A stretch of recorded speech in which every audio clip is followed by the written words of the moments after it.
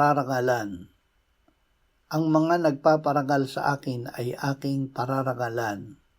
Unang Samuel 2:30.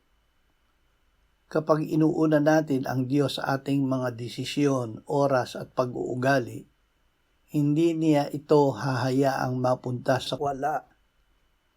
Ang pagpaparangal sa Diyos ay hindi lamang sa salita, kundi sa pamumuhay sa pananampalataya at pagsunod sa Diyos. Kapag itinataas natin ang Kanyang pangalan, itinataas din niya tayo sa Kanyang sariling paraan at takdang panahon. Ama, gawin mo na kami ay mabuhay na nagbibigay puri sa iyo.